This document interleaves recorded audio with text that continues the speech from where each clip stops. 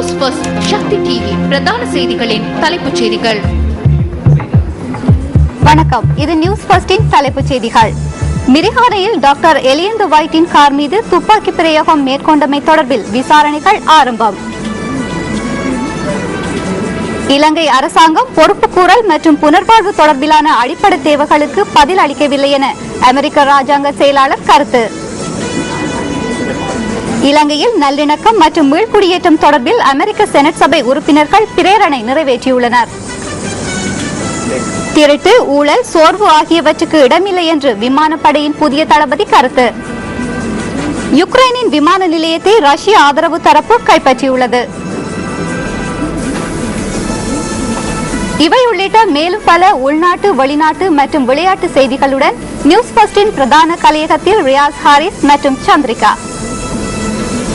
நன்றி ஜனனி. அவை இன்றைய எமது தலைப்புச் செய்திகள். இனி விரிவான செய்திகள்.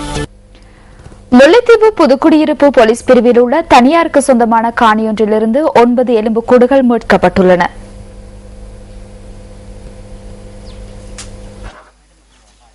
புதுக்குடியிருப்பு மூங்கிலாறு வடக்கு பகுதியில் உள்ள தனியாருக்கு சொந்தமான காணியொன்றிலிருந்து இந்த எலும்புக்கூடுகள் கண்டெடுக்கப்பட்டுள்ளன.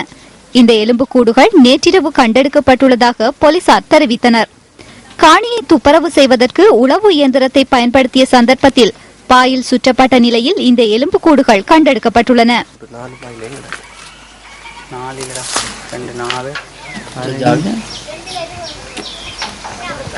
அதான் காணி துப்புராகி வீடு திட்டம் வந்திருக்கு. அப்போ துப்புராகி வீடு கட்டுறதுக்கு நிலையம் எடுக்கிறதுக்காக மிஷின் போட்டு விழுந்தனாங்க. இந்த உழைக்கில் கலப்பையில் பொழி பாய் வந்தது. அது பிறகு பார்த்தோம் இப்படி இருந்தது. அதோட போலீஸுக்கு அமைக்க சிஐடிக்கு அறிவித்தனாங்க. கண்டெடுக்கப்பட்ட எலும்புக்கூடுகள் தொடர்பான விசாரணை முல்லைத்தீவு மாவட்ட நீதிமன்றத்தின் பதில் நீதவான் தங்கராசா பரஞ்சோதி தலைமையில் நடைபெற்றது. இதன்போது சட்ட வைத்திய அதிகாரி சின்னையா சிவரூபனும் கலந்து கொண்டிருந்தார். நேற்று மாலை இந்த பகுதியில் மூங்கிலாறு பகுதியில் துப்புரவு பணிகளில் ஈடுபட்டு கொண்டிருந்த போது மனித எச்சங்கள் காணப்பட்டதாக அறிவிக்கப்பட்டதை தொடர்ந்து போலீசார் நீதிமன்றம் சேர்ந்து நீதிமன்ற உத்தரவுக்கு அமைய இன்றைக்கு நாங்கள் இதில் அகழ்வு பணிகளை மேற்கொண்டாங்க. இந்த அகழ்வு பணியும் பொழுது 9 மனித எச்சங்கள் மீட்கப்பட்டிருக்கிறது. அவைகளை வச்சு பார்க்கும்போது இது யுத்த கால பகுதியில் வந்தவர்களுடைய இருக்கலாம், அது வெடி விபத்தின் போது கொல்லப்பட்டதாக இருக்கலாம். மேலதிக இதுகளில் நீதிமன்ற உத்தரவுக்கு அமைய நாங்கள் பரிசோதனைகளை மேற்கொண்டு மிக விரைவில் நீதிமன்றத்துக்கு அறிக்கை சமர்ப்பிக்க இருக்கிறோம். அந்த மனித எச்சங்களோடு சேர்ந்து ஒரு அடையாளம் எடுக்கப்பட்டது. அது போலீசாருக்கு அந்த அது சம்பந்தமாக தகவல் வழங்கப்பட்டிருக்கு. அதை கொண்டு இறந்தவர்களை இனங்காண்றதுக்கான முயற்சிகளை மேற்கொண்டோம். புதிய விமானப்படை தளபதி ஏர் மார்ஷல் கோலித்த குணத்திலக்க இன்று அலரி மாளிகையில் ஜனாதிபதி மஹிந்த ராஜபக்சவை சந்தித்தார். இதன்போது ஜனாதிபதி புதிய விமானப்படை தளபதிக்கு வாழ்த்துக்களை தெரிவித்துள்ளார்.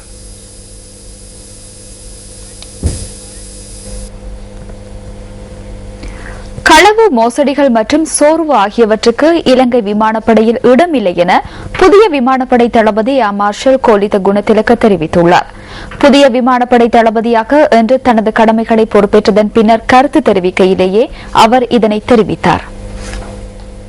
ஏர் மார்ஷல் கோலித்த குணத்திலக்க விமானப்படை தலைமையகத்தில் வைத்து இன்று காலை தனது கடமைகளை பொறுப்பேற்றார். இவர் இலங்கை விமானப்படையின் 14வது தளபதி ஆவார். அத்துடன் கோலித்த அரவிந்த குணத்திலக்க பண்டரவளை புனித தோமஸ் மற்றும் கொழும்பு ராயல் ஆகிய கல்லூரிகளின் பழைய மாணவர் ஆவார். 1980ஆம் ஆண்டில் கேடட் அதிகாரியாக அவர் விமானப்படையில் இணைந்து கொண்டுள்ளார். பாதுகாப்பு பல்கலைக்கழகத்தில் முகாமைத்துவம் தொடர்பான பட்டத்தை ஏர் மார்ஷல் கோலித்த குணத்திலக்க பெற்றுக் கொண்டுள்ளார். கடந்த யுத்த கால பகுதியில் விமானப்படை நடவடிக்கைகளின் பணிப்பாளராகவும் இவர் பணியாற்றியுள்ளார். ரணவிக்ரம, ரணசூர உட்பட 14 பதக்கங்களை இவர் பெற்றுக் கொண்டுள்ளமை குறிப்பிடத்தக்கது. களவு, மோசடிகள் மற்றும் சோர்வுக்கு இலங்கை விமானப்படையில் இடமில்லை. நேர்மைத்தன்மை, பங்களிப்பு மற்றும் தமக்குள்ள பொறுப்புகளை உரிய வகையில் நிறைவேற்றுவதையே நான் அனைவரிடமிருந்தும் எதிர்பார்க்கிறேன். விமானப்படையின் முழு அதிகாரங்களையும் பயன்படுத்தி தேசிய பாதுகாப்பை உறுதிப்படுத்துவதுடன் எமது தாய் நாட்டிற்கு சொந்தமான கடல் எல்லையை கண்காணித்து அதனுடன் தொடர்புடைய நிறுவனங்களுடன் இணைந்து தேசிய பாதுகாப்பிற்கு மேலும் பங்களிப்பை வழங்க நான் எதிர்பார்க்கிறேன்.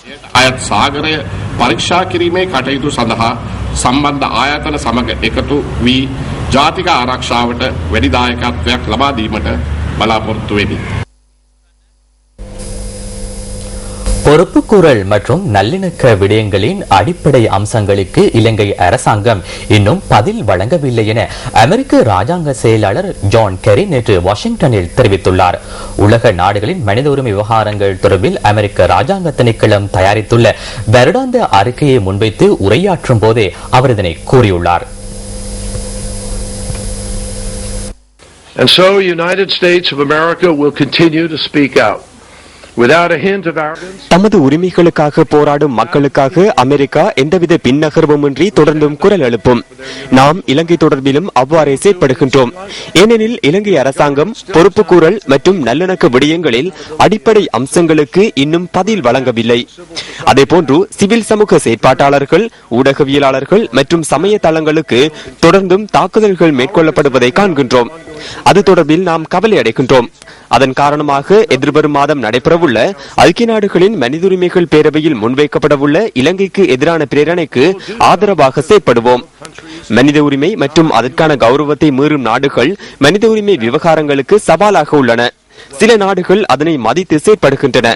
அதனால் அவர்களுக்கு சிறந்த சந்தர்ப்பங்கள் கிடைக்கின்றன. Those countries that embrace these rights are countries that actually create opportunities. காணாமல் போதல் மற்றும் பொறுப்புக்கூறல் தொடர்பிலான செயற்பாடுகளில் குறைபாடுகளுடன் கடந்த சில வருடங்களாக ஆயிரக்கணக்கானவர்கள் காணாமல் போயுள்ளதாகவும் அமெரிக்க ராஜாங்க திணைக்களம் வெளியிட்டுள்ள வருடாந்த அறிக்கையில் தெரிவிக்கப்பட்டது. போலீசாரினால் மேற்கொள்ளப்படும் துன்புறுத்தல்கள் மற்றும் ஊடகங்களுக்கும் சட்ட கட்டமைப்பிற்கும் மேற்கொள்ளப்படும் தாக்குதல்கள் தொடர்பில் உரிய நடவடிக்கை எடுக்கப்படவில்லை எனவும் இதில் சுட்டிக்காட்டப்பட்டுள்ளது. யுத்தத்திற்கு பின்னர் காணாமல் போதல் மற்றும் மரணங்கள் குறைந்த போதிலும் அரசாங்கத்துக்கு எதிராக குரல் எழுப்புவோருக்கு அழுத்தம் விடுப்போருக்கும் எதிராக தொடர்ந்தும் அச்சுறுத்தல் விடுக்கப்படுவதாகவும் இதில் கூறப்பட்டுள்ளது. அரசாங்கத்தின் வெளிப்படைத்தன்மை தொடர்பில் பிரச்சினைகள் உள்ளதாகவும் அரசாங்கத்தின் ஊழல் மற்றும் மோசடிகள் தொடர்பில் கவலையடைவதாகவும் அமெரிக்க ராஜாங்க திணைக்களம் வெளியிட்டுள்ள வருடாந்த அறிக்கையில் தெரிவிக்கப்பட்டுள்ளது. அரசாங்கத்துடன் தொடர்புபட்ட அதிகாரிகள் மற்றும் ஆளும் கூட்டமைப்பின் சில உறுப்பினர்கள் சட்டத்தை மீறி செயற்படுவதை அவதானிக்க முடிவதாகவும் அதில் மேலும் சுட்டிக்காட்டப்பட்டுள்ளது. மனித உரிமை தொடர்பில் குற்றம் சுமத்தப்பட்ட அரசு அதிகாரிகள் மற்றும் பாதுகாப்பு பிரிவின் உறுப்பினர்கள் மத்தியில் ஒரு சிறு பிரிவு மாத்திரம் சட்டத்தின் முன் நிறுத்தப்பட்ட போதிலும் 2009 ஆண்டு யுத்தத்தின் இறுதி கட்டத்தில் இடம்பெற்றதாக கூறப்படும் மனித உரிமை மீறல்கள் மற்றும் சர்வதேச மனித உரிமை மீறல்கள் தொடர்பில் எவருக்கும் எதிராக நடவடிக்கை எடுக்கப்படவில்லை என இந்த அறிக்கையில் சுட்டிக்காட்டப்பட்டுள்ளது. இலங்கையின் நிலையான சமாதானத்தை உறுதிப்படுத்துவதற்கு தேவையான நல்லிணக்கம், மேல்குடியேற்றம் மற்றும் உள்ளக புனர்வாழ்வு என்பவற்றுக்கு ஒத்துழைப்பு வழங்கும் நோக்கில் அமெரிக்காவின் 11 செனட் சபை உறுப்பினர்கள் யோசனையொன்றை முன்வைத்துள்ளனர். மனித உரிமை, ஜனநாயகம் மற்றும் சட்டவாக்கம் உள்ளிட்ட பல துறைகளில் செயற்திறன் மிகு கொள்கையொன்றை இலங்கை தொடர்பில் உருவாக்குமாறு அமெரிக்க ஜனாதிபதியிடம் கோருவதாக அவர்கள் தெரிவித்துள்ளனர். அமெரிக்கா உள்ளிட்ட சர்வதேச சமூகம் இலங்கையின் இறைமை மற்றும் தேசிய பாதுகாப்பு என்பவற்றை கருத்தில் கொண்டு இலங்கையில் யுத்தத்தினால் ஏற்பட்ட பாதிப்புகளுக்கு உள்ளக தீர்வொன்றை பெற்றுக் கொடுப்பதற்காக ஒத்துழைப்பு வழங்க வேண்டும் எனவும் அவர்கள் சுட்டிக்காட்டியுள்ளனர். பிரச்சினைகளை இனங்கண்டு தென்னாப்பிரிக்காவில் மேற்கொள்ளப்பட்டதை போன்று உண்மையான நல்லிணக்க ஆணைக்குழு ஒன்றை உருவாக்குமாறு இலங்கை அரசாங்கத்திடம் அவர்கள் கேட்டுக் கொண்டுள்ளனர். இலங்கை அரசாங்கம் சமய மற்றும் ஊடக சுதந்திரங்களை பெற்றுக் கொடுக்க வேண்டும் எனவும் அத்துறைகளுக்கு தாக்குதல்களை மேற்கொண்டவர்களுக்கு எதிராக நடவடிக்கை எடுக்கப்பட வேண்டும் எனவும் அந்த யோசனையில் கூறப்பட்டுள்ளது. இலங்கையில் இடம்பெற்ற யுத்த குற்றங்கள் மற்றும் யுத்தத்துக்கு பின்னரான மனித உரிமை சட்ட மீறல்கள் குறித்து மனித உரிமைகள் பேரவையின் ஆணையாளர் நவநீதன் பிள்ளை கோருவதற்கு அமைவாக சர்வதேச விசாரணை முன்னெடுக்கப்பட வேண்டும் என சர்வதேச சட்டத்தரணிகள் சங்கத்தின் மனித உரிமைகள் தொடர்பான கட்கை நிறுவனம் கோரிக்கை விடுத்துள்ளது. இலங்கை அரசாங்கத்திற்கும் தமிழீழ விடுதலை புலிகளுக்கும் இடையிலான யுத்தம் முடிவுக்கு வந்ததை தொடர்ந்து நிறைவேற்று அதிகாரம் தொடர்பான ஆய்வு மற்றும் சமநிலை பொறிமுறை ஒழுங்கமைக்கப்பட்ட வகையில் அகற்றப்படுவதாக சர்வதேச சட்டத்தரணிகள் சங்கத்தின் மனித உரிமைகள் தொடர்பாக கட்கை நிறுவனத்தின் இணைத் தலைவர் ஹெலினா கெனடி அறிவித்துள்ளார். குறித்த நிறுவனத்தின் இணையதளத்தில் அவர் வெளியிட்டுள்ள அறிக்கையிலேயே இந்த விடயம் சுட்டிக்காட்டப்பட்டுள்ளது. மனித உரிமை மீறல் குற்றச்சாட்டுகள் தொடர்பில் இலங்கையின் நீதி கட்டமைப்பு உரிய தண்டனையை வழங்க முடியாத நிலையில் இருப்பதை பல சந்தர்ப்பங்களில் அவதானித்துள்ளதாகவும் அவர் சுட்டிக்காட்டியுள்ளார். மனித உரிமைகள் பேரவையின் ஆணையாளர் நாயகம் முன்வைத்த பரிந்துரைகளுக்கு முழுமையான ஆதரவை வழங்குவதாக சர்வதேச சட்டத்தரணிகள் சங்கத்தின் மனித உரிமைகள் தொடர்பான கட்கி நிறுவனம் தெரிவித்துள்ளது. அத்துடன் எதிர்வரும் அமர்வில் அந்த பரிந்துரைகள் உள்ளடக்கப்பட்ட பிரேரணையை நிறைவேற்றுமாறு மனித உரிமைகள் பேரவையிடம் உறுதியான கோரிக்கையை விடுப்பதாக அந்த அமைப்பு குறிப்பிட்டுள்ளது. இலங்கையில் நீடித்த சமாதானத்தை ஏற்படுத்துவதற்கு இரண்டு தரப்பினராலும் மேற்கொள்ளப்பட்டதாக கூறப்படும் மனித உரிமை மீறல் குற்றச்சாட்டுகள் குறித்து முறையான விசாரணைகளும் சட்ட நடவடிக்கைகளும் முன்னெடுக்கப்பட வேண்டும் என அந்த அமைப்பின் நிறைவேற்று பணிப்பாளர் மார்க் எலிஸ் சுட்டிக்காட்டியுள்ளார். எதிர்காலத்தில் மனித உரிமை மீறல்கள் இடம்பெறுவதை தடுப்பதற்கு செயற்திறனுள்ள சுயாதீன நீதி கட்டமைப்பு ஒன்று நிறுவப்பட வேண்டும் எனவும் அவர் மேலும் கோரிக்கை விடுத்துள்ளார். நேர்மையாகவும் விசுவாசமாகவும் செயற்படக்கூடிய ஒரு குழுவை தமிழ் தேசிய கூட்டமைப்பு ஜெனீவாவுக்கு அனுப்ப வேண்டும் என கூட்டமைப்பின் பங்காளி கட்சியான தமிழர் விடுதலை கூட்டணியின் செயலாளர் நாயகம் வி ஆனந்த சங்கரி வேண்டுகோள் விடுத்துள்ளார். தமிழ் தேசிய கூட்டமைப்பின் பாராளுமன்ற குழு தலைவர் இரா சம்பந்தனுக்கு அனுப்பி வைத்துள்ள கடிதத்திலேயே அவர் இதனை சுட்டிக்காட்டியுள்ளார். எதிர்வரும் மார்ச் மாதம் நடைபெறவுள்ள ஐக்கிய நாடுகளின் மனித உரிமைகள் பேரவையின் அமர்வு முக்கியமான ஒரு சந்தர்ப்பம் என்று குறிப்பிட்டுள்ள தமிழர் விடுதலை கூட்டணியின் செயலாளர் நாயகம் வி ஆனந்த சங்கரி அதனை உரிய முறையில் பயன்படுத்திக் கொள்ள வேண்டும் என்றும் தெரிவித்துள்ளார். அதனை அனுபவமற்றவர்களிடம் கையளிக்காது தாங்களே அந்த பணியை மேற்கொள்ள வேண்டும் என்று இரா சம்பந்தனிடம் வி ஆனந்த சங்கரி கேட்டுக் கொண்டுள்ளார். இதற்கு முன்னர் இடம்பெற்ற பல முக்கிய சந்தர்ப்பங்களை தமிழ் தேசிய கூட்டமைப்பு நழுவ விட்டுள்ளதாகவும் அவர் சுட்டிக்காட்டியுள்ளார். பிரித்தானியாவின் காலனித்துவ ஆட்சியிலிருந்து விடுதலை பெற்ற 54 நாடுகளின் அங்கத்துவத்தை கொண்ட பொதுநலவாய அரசு தலைவர்கள் மாநாட்டை சாதகமாக பயன்படுத்திக் கொள்ள கூட்டமைப்பு தவறவிட்டுள்ளதாகவும் அவர் தெரிவித்துள்ளார். நீண்ட காலமாக நிலைத்து நிற்கும் இனப்பிரச்சினை விவாதத்திற்கு எடுத்துக் கொள்ளக்கூடிய ஒரு பொன்னான வாய்ப்பாக அது அமைந்திருக்கும் என்றும் துரதிருஷ்டவசமாக அந்த சந்தர்ப்பத்தை இழந்துவிட்டதாகவும் அவர் தெரிவித்துள்ளார். அத்துடன் இலங்கையில் நடைபெற்ற சாக் உச்சி மாநாட்டினையும் தமிழ் தேசிய கூட்டமைப்பு உரிய முறையில் பயன்படுத்திக் கொள்ளவில்லை என்றும் அவர் தெரிவித்துள்ளார். இந்த பின்புலத்தில் மார்ச் மாதத்தில் நடைபெறவுள்ள ஐக்கிய நாடுகளின் மனித உரிமை பேரவையை உரிய முறையில் பயன்படுத்திக் கொள்ளும் பொறுப்பு தமிழ் தேசிய கூட்டமைப்புக்கு உள்ளதாக வி ஆனந்த சங்கரி தனது கடிதத்தில் மேலும் சுட்டிக்காட்டியுள்ளார்.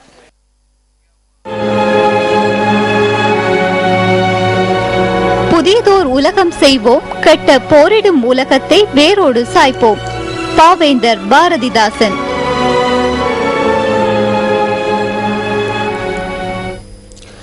ஹட்டன் டிக்கோயாவில் இடம்பெற்ற பஸ் விபத்தில் சுமார் 36 பேர் காயமடைந்துள்ளனர்.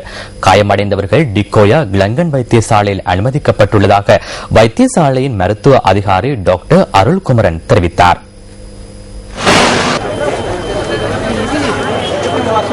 விபத்தில் பலத்த காயமடைந்த 4 பேரை நாவலப்பிட்டி மாவட்ட பொது வைத்தியசாலைக்கு அனுப்பி வைக்க நடவடிக்கை எடுக்கப்பட்டுள்ளதாகவும் அவர் குறிப்பிட்டார். விபத்தில் 22 ஆண்கள் 14 பெண்கள் அடங்கலாக மொத்தம் 36 பேர் காயமடைந்துள்ளனர். காயமடைந்தவர்களில் 4 வயது சிறுமியும் வைத்தியசாலையில் அனுமதிக்கப்பட்டுள்ளதாக மருத்துவ அதிகாரி டாக்டர் அருள்குமரன் தெரிவித்தார். சாமிமலையிலிருந்து ஹட்டன் நோக்கி இன்று மாலை 3:20 அளவில் பயணித்த பஸ் ஒன்றுடன் ஹட்டனில் இருந்து டயகம நோக்கி பயணித்த மற்றொரு பஸ் நேருக்கு நேர் மோதி இந்த விபத்து இடம்பெற்றதாக போலீஸ் ஊடகப் பிரிவு தெரிவித்தது. ஜெனீவா வாக்கெடுப்பின் போது தோல்வி ஏற்படும் பட்சத்தில் ரணசிங்க பிரேமதாஸ் ஆரம்பித்த தொழிற்சாலைகள் நிச்சயமாக மூடப்படும் என ஐக்கிய தேசிய கட்சியின் பாராளுமன்ற உறுப்பினர் சஜித் பிரேமதாஸ் தெரிவிக்கின்றார். ஹம்பாந்தோட்ட மோதரவான யட்டிகல பகுதியில் இன்று காலை இடம்பெற்ற மக்கள் சந்திப்பொன்றின் போதே அவர் இந்த கருத்தை வெளியிட்டார்.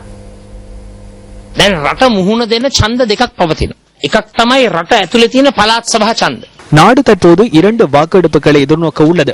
ஒன்று உள்நாட்டின் மாகாண சபை தேர்தல், அடுத்தது ஜெனீவா வாக்கெடுப்பு. சர்வதேசத்தால் முன்வைக்கப்படுகின்ற வாக்கெடுப்பை வெற்றி கொள்ள வேண்டிய பொறுப்பு வெளிவிவகார அமைச்சருக்கு வழங்கப்பட்டுள்ளது. தற்போது இது குறித்து ஆராய்ந்தால் வெளிவிவகார அமைச்சர் வெளிநாடுகளில் இருக்க வேண்டும், நாட்டுக்காக வெளிநாடுகளின் ஈர்ப்பை பெற வேண்டும். ஆனால் அவருக்கு ஹம்பாந்தோட்டையில் தேர்தல் நடவடிக்கைகள் வழங்கப்பட்டுள்ளன. හම්බන්තොට දිස්ත්‍රික්කයේ සන්ධානයේ මැතිවරණ ව්‍යාපාරය ජීඑල් පීරි සමතිවරයාට පොට වැරදිලා තියෙන්නේ. நம்பிக்கையுள்ள ஏற்றுக்கொள்ளக்கூடிய முஸ்லிம் அரசியல் தலைவர் ஒருவரின் தேவை தற்போது ஏற்பட்டுள்ளதாக ஐக்கிய தேசிய கட்சியின் கொழு மாவட்ட வேட்பாளர் SM மரிக்கார் தெரிவிக்கின்றார். ஓமாகம கிருபேரிய பகுதியில் இடம்பெற்ற மக்கள் சந்திப்பொன்றின் போதே அவர் இதனை குறிப்பிட்டார்.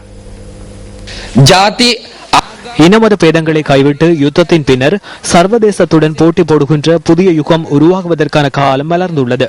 ஆரம்ப காலத்தில் தமிழ், முஸ்லிம் மற்றும் சிங்கள மக்கள் ஒற்றுமையாக வாழ்ந்தது போன்று மீண்டும் அதே ஒற்றுமையை உருவாக்க வேண்டிய காலம் வந்துள்ளது. அந்த காலத்தில் MS முகமது, இம்தியாஸ் பாக்கீர் மாக்கார், ஜாஃபிர் காதர் போன்றோர் சிங்கள மக்களின் வாக்குகளாலேயே பார்லமெண்டத்துக்கு சென்றனர். அந்த காலத்தில் சிங்கள மக்கள் முஸ்லிம் மக்களின் பெருநாள் தினங்களில் அவர்களது வீடுகளுக்கு செல்வார்கள்.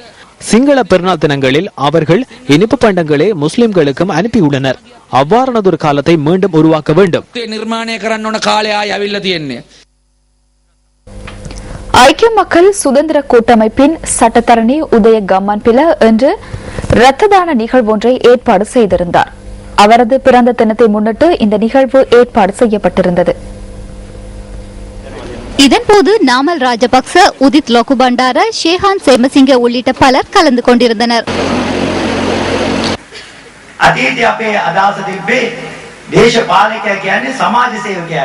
ஆரம்பத்தில் அரசியல்வாதி சமூக சேவையாளர் என்று அழைக்கப்பட்டார். அடுத்த முறை இவர்கள் வாக்களிப்பார்களா என்று அரசியல்வாதிகள் அச்சம் கொண்டனர். ஆனால் தற்போது அரசியல்வாதிகள் வர்த்தகர்களாக கருதப்படுகின்றனர்.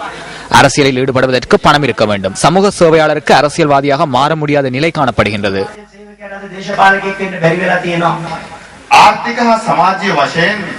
பொருளாதார மற்றும் சமூக ரீதியில் இலங்கை அரசியலில் துரித அபிவிருத்திகள் இந்த காலகட்டத்திலேயே இடம்பெறுகின்றன. நாட்டின் அபிவிருத்தி தொடர்பில் பேசும்போது மத்திய வங்கி, உலக வங்கி, ஆசிய அபிவிருத்தி வங்கி ஆகியன தரவுகளை பயன்படுத்துகின்றன.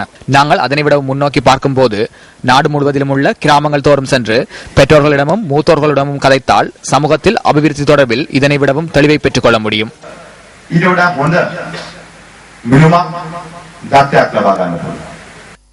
செய்திகள் தொடர்கின்றன. கிளிநொச்சி இயக்கச்சி பிரதேசத்தில் பொதுமக்களின் காணிகள் சுவீகரிக்கப்படுவதாக தெரிவித்து வவுனியா மனித உரிமைகள் ஆணைக்குழுவில் இன்று முறைப்பாடு செய்யப்பட்டுள்ளது.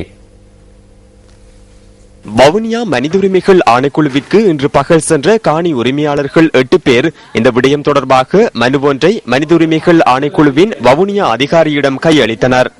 இந்த காணி எங்களுக்கு 7 சகோதரங்களுக்கு உள்ளது. நாங்களும் இரவல் காணியில தான் இருக்கிறோம். அப்ப இவைய நாங்கள் நடுக போய் கூப்பிடுவினோம், உள்ளுக்கு வாண்டு கூப்பிடுவினோம். நாங்கள் போவோம், எங்களுக்கு டீயை தந்து இருத்துவினோம், இருத்தி போட்டு சொல்லுவினோம். அம்மா உங்களோட காணி தாராளமாக இப்ப திடீரென எழும்பேலாது 6 மாதம் 3 மாதத்துக்குள்ள எழும்புவோம். அதுக்குள்ளே ஒரு அம்மன் கோயில் இருக்குது. ஏச்சியை கூப்பிட்டு முன்பக்கத்தால கூட்டி கொண்டு போய் நாங்கள் எங்களை காணியலை நானும் என் சகோதரி இந்த மனுஷன் மற்றது வேற பங்காளர் எல்லாருமா காட்டினாங்க. காட்டிக்குள்ள அது சொன்னவே பிரச்சனை இல்லையம்மா, கொஞ்ச காலத்தால விடுவோம், நீங்கள் இந்த கோயிலுக்கு வந்து பூசை செய்யுங்க. ஒவ்வொருத்த கையிலும் இந்த நோட்டீஸை தந்து உங்கள்கிட்ட இந்த நோட்டீஸ் ஒப்படைக்கிறோம்க்காக வேண்டி கையெழுத்து பண்றோம், இதுக்கு நீங்கள் வேற நடவடிக்கை எடுக்கலாம் என்று சொல்லி போட்டு தந்துட்டினோம். நாங்கள் வாங்கி கொண்டு வந்த பிறகு இப்ப என்னடா திங்கட்கிழமை இதை அளந்து தங்களை இந்த கையிலே ஒப்படைக்க வரையணுமா? நாங்கள் எப்படி எங்கட காணியை கொடுக்கறது? அப்ப எங்கட பிள்ளைகளை நாங்கள் எங்க கொண்டு போறது? இவைக்கு பின்னுக்கார காணி கிடக்கு, வடிவே தாராளமா போயிருக்கலாம். இவைக்கு நாங்கள் காணி அளந்து கொடுக்க வேண்டிய அவசியம் இல்லையே. இது எங்கட பாட்டு அந்த உடன்காலத்து சொத்து. ஏறாவூர் பகுதியில் உள்ள காட்டுப்பள்ளி வாசல் வீதியை புனரமைத்து தருமாறு கோரி பொதுமக்கள் ஆர்ப்பாட்டத்தில் ஈடுபட்டனர். ஏறாவூர் பெரிய பள்ளி வாசலுக்கு அண்மையில் இந்த ஆர்ப்பாட்டம் மேற்கொள்ளப்பட்டது. இந்த வீதி நீண்ட காலமாக புனரமைக்கப்படாமையினால் மக்கள் போக்குவரத்து செய்ய முடியாத நிலை காணப்படுகின்றது. இது தொடர்பில் உரிய அதிகாரிகளிடம் தெரிவித்தும் இதுவரையும் வீதி புனரமைப்பு தொடர்பில் எவ்வித நடவடிக்கையும் எடுக்கப்படவில்லை. இது தொடர்பில் உடனடியாக நடவடிக்கை எடுக்குமாறு வலியுறுத்தி இந்த ஆர்ப்பாட்டம் மேற்கொள்ளப்பட்டுள்ளது. இந்த ரோட்டு போறேன்னு ஒழுங்கு நீங்க நெல் ஆக்கி போட்டு இங்க ரோட்டு போடணும், இல்ல நாங்க போட விட மாட்டோம். இந்த போட்டு கட்டு வர முழுப்ப அத்தனை பேரும் போட்டு தரேன்னு சொல்றேன். நாங்க 5 கடிதம் கொடுத்துருக்கேன் ஏரியா என்னன்னு காக்கல தரும். நாங்க இந்த காட்டுப்பள்ளி வீதி ஏறாவூர் மெயின் வீதியில இருந்து முக்கியமான ஒரு பாதை. இது ஏறாவூர்ல பின்தங்கிய கிராமங்களுக்கெல்லாம் இந்த பாதையால போய் தான் எல்லா பாதையும் போகணும். பிள்ளைகள் சீருடு அணிஞ்சி காலுக்கு ஷூ அணிஞ்சிட்டு பாடசாலை போயிடலாம் இருக்குது. இந்த வீதியால் பள்ளிவாசல், மையவாடி, சிறு கைத்தொழில்பேட்டை மற்றும் பாடசாலைகள் ஆகியவற்றுக்கு தினமும் ஏராளமானவர்கள் பயணம் செய்கின்றனர். குன்றும் குழியுமாக காணப்படும் வீதியில் மழைக்காலத்தில் நீர் தேங்கி நிற்பதால் போக்குவரத்து செய்ய முடியாத நிலை காணப்படுகின்றது. ஆர்ப்பாட்டம் நடைபெற்ற இடத்திற்கு ஏறாவூர் நகரசபையின் பிரதி தவிசாளர் வருகை தந்ததை அடுத்து ஆர்ப்பாட்டத்தில் ஈடுபட்டவர்களுக்கும் பிரதி தவிசாளருக்கும் இடையில் கலந்துரையாடல் நடைபெற்றது. 1 மாத காலத்திற்குள் வீதியை புனரமைத்து தருவதாக உறுதியளித்ததை அடுத்து ஆர்ப்பாட்டம் கைவிடப்பட்டது. கொழும்பு டிஎஸ் ஜனநாயக கல்லூரியின் ஸ்தாபகர் மறைந்த கல்விமான் RIT அலஸ் அவர்களின் ஆத்மா சாந்தியடைய வேண்டி மத அனுஷ்டானங்கள் இன்று இடம்பெற்றன. இந்த மத அனுஷ்டான நிகழ்வு கோட்டை வீதியில் உள்ள அன்னாரது இல்லத்தில் இடம்பெற்றது. இந்த நிகழ்வில் அரசியல்வாதிகள் உள்ளிட்ட பலர் கலந்து கொண்டனர்.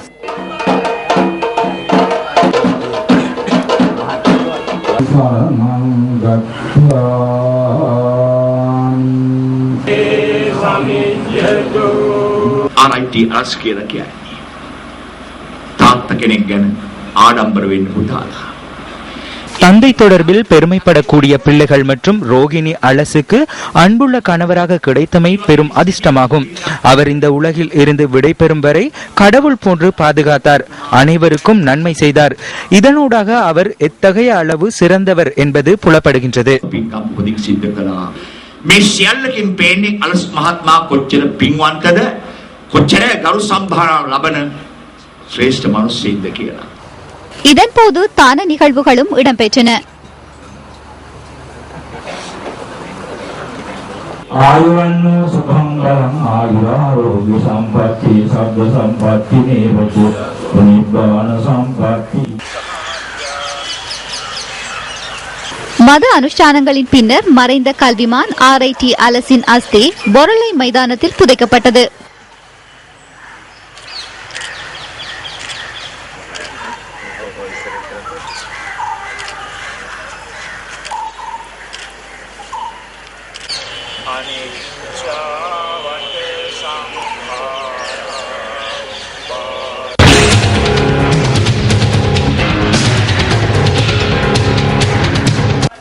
மலேக மக்கள் குறைந்த வருமானத்திலும் தமது வாழ்வாதாரத்தை மேம்படுத்துவதற்கு பல்வேறு முயற்சிகளை மேற்கொண்டு வருகின்றனர். கண்டி மாவட்டத்தின் புசல்லாவை நியூ பீகாக் தோட்டமே இது. 2005ஆம் ஆண்டு ஏற்பட்ட தீ விபத்தினால் இந்த தோட்டத்தின் லயன் குடியிருப்பு தொகுதி பெரிதும் பாதிக்கப்பட்டது. இதனால் சுமார் 20 குடும்பங்கள் தமது உடைமைகளை இழந்து பெரிதும் பாதிக்கப்பட்டனர். இதனை கருத்தில் கொண்டு இவர்களுக்கென ஒரு வீட்டு திட்டத்தை புதிதாக அமைப்பதற்கான நடவடிக்கையை தோட்ட உட்கட்டமைப்பு அமைச்சு மேற்கொண்டது. தோட்ட தொழிலாளர்களின் மாதாந்த சம்பள பணத்தில் அறவிடப்படுவதாக 1,80,000 ரூபாய் கடன் அடிப்படையில் இந்த திட்டம் ஆரம்பிக்கப்பட்டது. எனினும் இந்த வீட்டு திட்டம் முழுமை பெறாமல் இடைநடுவில் கைவிடப்பட்டுள்ளது. இந்த காணியை செஞ்சுதாரன்னு சொல்லி இன்னும் காணியும் செஞ்சு கொடுத்த பாடும்ல, காணியில் போய் பவுண்டேஷன்லாம் வெட்டி தர சொல்லி பவுண்டேஷன்லாம் போட்டு கொடுத்தாங்க. லயத்தை செஞ்சு தர சொல்லி எத்தனையோ துரமாரையும் போய் கூட்டிட்டு வந்தேன். துரமாறு வந்து பார்த்துட்டு போறாங்க. லயங்களும் இன்னும் செஞ்சு கொடுத்த பாடும்ல. உப்பு அறிஞ்சதுலேருந்து எங்களுக்கு வீடு வாசல் இல்லாமல் நாங்கள் பெரிய அவதிப்பட்டுக்கிட்டு இருந்தோம். காணி கொடுத்தாங்க, லோனை பிடிச்சாங்க, ஒருத்தரும் ஒன்றும் செஞ்சு கொடுக்கல. இது வரைக்கும் என்னன்னு கூட கேட்கல.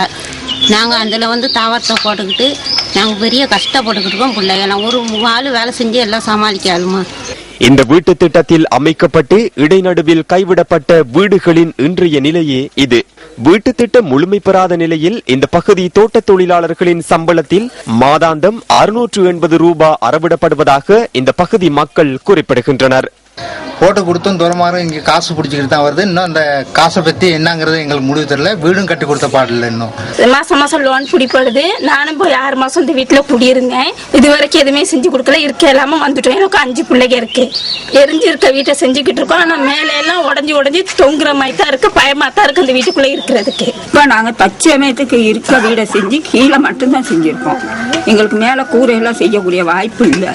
அவ்வளோ தூரம் எங்களுக்கு வசதி இல்லை. பாதிப்புகளுக்கான நிவாரணம் வழங்கப்படாத நிலையில் மாதாந்த சம்பள பணத்தில் கடன் தொகை அறவிடப்படுவது வேதனைக்குரியதே.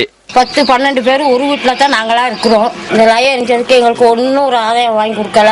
நாங்கள் அதுலேயே தான் இருக்கிறோம். எவ்வளோ சாமான்லாம் எரிஞ்சு போனிச்சு, ஒன்றும் வாங்கி கொடுத்த பாடில்லை. அந்த எரிஞ்ச காம்பராவிலேயே தான் நாங்களும் 10-12 பேர் இருக்கிறோம்.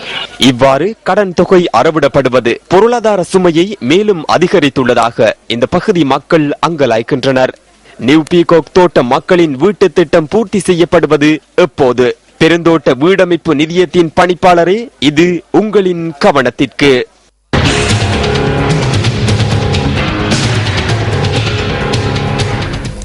டாக்டர் எலியந்த வைட்டின் வாகனம் மீது துப்பாக்கிச்சூடு நடத்தப்பட்ட சம்பவம் தொடர்பில் தொடர்ந்தும் விசாரணை மேற்கொண்டு வருவதாக போலீசார் தெரிவிக்கின்றனர். இன்று அதிகாலை 4 மணியளவில் இந்த தாக்குதல் மேற்கொள்ளப்பட்டுள்ளது. டாக்டர் எலியந்து வைட்டின் சாரதி காரை செலுத்தியுள்ளதுடன் இன்று அதிகாலை இந்த தாக்குதல் மேற்கொள்ளப்பட்டுள்ளது. அவர் தனது வீட்டிலிருந்து 50 மீட்டர் தூரத்தில் பயணித்துக் கொண்டிருக்கையில் இந்த தாக்குதல் மேற்கொள்ளப்பட்டுள்ளது. மிரிகான எதிரிசிங்க வீதியில் இவரின் வீடு அமைந்துள்ளது.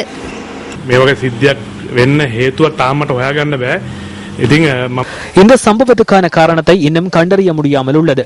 இன்று காலை நான் பாடசாலையில் பூஜை வழிபாடுகளை ஏற்பாடு செய்திருந்தேன். அதற்கான பொருட்கள் அம்மாவின் வீட்டில் இருந்தன. அதற்காக எனது சாரதி இன்று அதிகாலை 4 மணியளவில் வீட்டிலிருந்து வெளியேறினார். நான் வழமையாக கருப்பு நிற டி ஷர்ட்டை அணிவேன். எனினும் இன்று வெள்ளை நிற டி ஷர்ட்டை அயன் பண்ணுமாறு கூறினேன். 2 நிமிடங்களில் அவர் தொடர்பு கொண்டு அந்த டி ஷர்ட்டை தேட முடியாமல் உள்ளதாக கூறினார். உண்மையில் அந்த டி ஷர்ட் காரணமாகவே நான் தப்பினேன். டி ஷர்ட் அந்த வேளையில் கிடைத்தால் உடனடியாக நான் சென்றிருப்பேன். அவ்வாறு ஏற்பட்டிருந்தால் என் மீது துப்பாக்கிச்சூடு நடத்தியிருப்பர். அந்த அதிர்ச்சி இன்னும் உள்ளது. என்னுடன் கோபித்தவர்களும் இல்லை.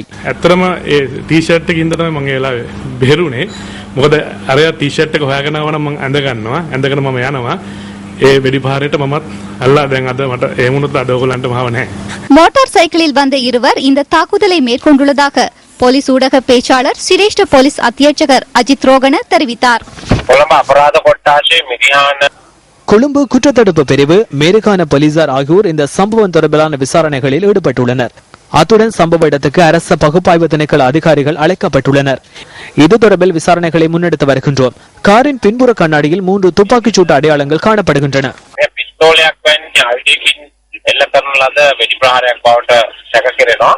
சம்பவம் இடம்பெற்ற வேளையில் எலியந்த வைட்டின் சாரதி மாத்திரமே காரில் பயணித்துள்ளதாக போலீஸ் ஊடக பேச்சாளர் கூறினார். சம்பவத்தில் எவருக்கும் காயம் ஏற்படவில்லை. சம்பவம் தொடர்பில் எவரையும் சந்தேகம் கொள்ள முடியாது என டாக்டர் எலியந்த வைட் நியூஸ் ஃபர்ஸ்டுக்கு கூறியுள்ளார். சந்தேகம் கொள்ள இன்னும் எவரும் இல்லை. ஏனென்றால் எனக்கு அவ்வாறு எதிரிகள் இல்லை. சிலவேளை நான் கட்டியெழுப்பிய இந்த இடத்தை உடைப்பதற்கு சிலர் முயற்சிக்கின்றார்களோ தெரியவில்லை. டாக்டர் எலியந்த வைட்டிடம் உள்நாட்டு மற்றும் வெளிநாட்டு மக்கள் சிகிச்சை பெறுகின்றமை குறிப்பிடத்தக்கது.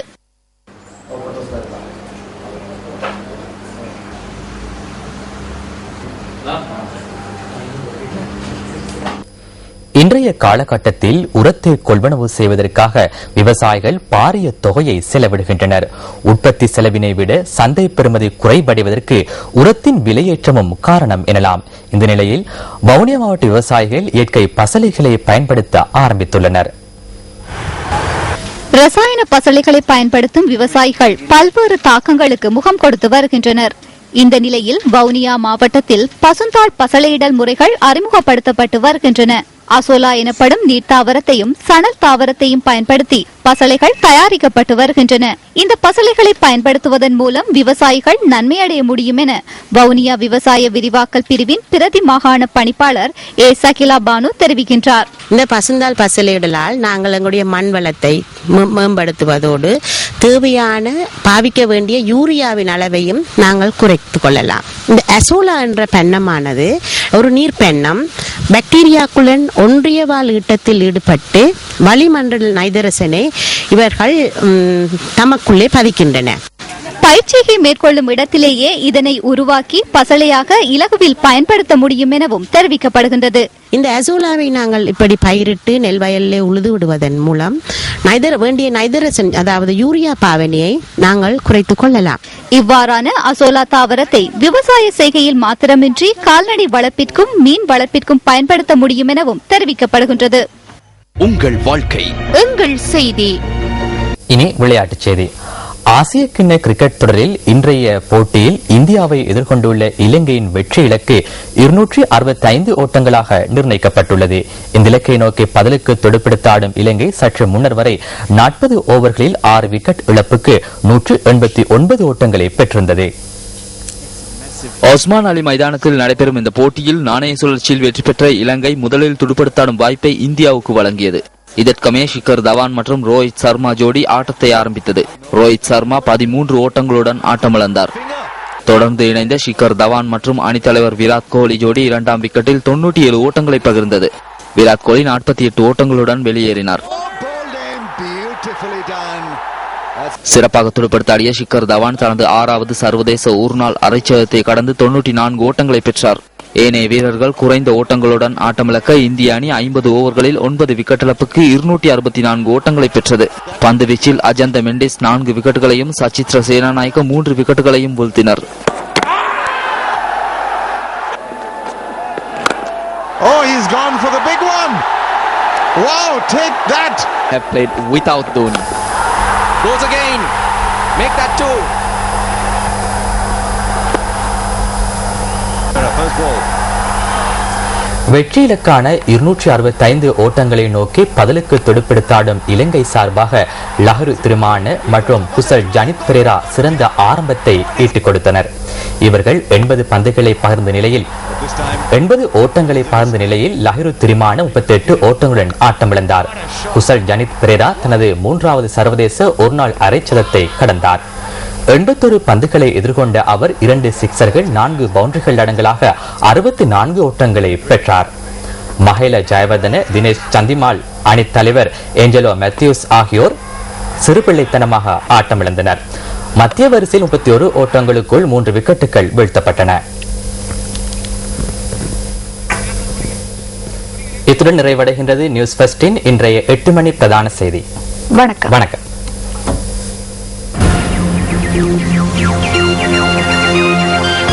Hotline 0114-896-896.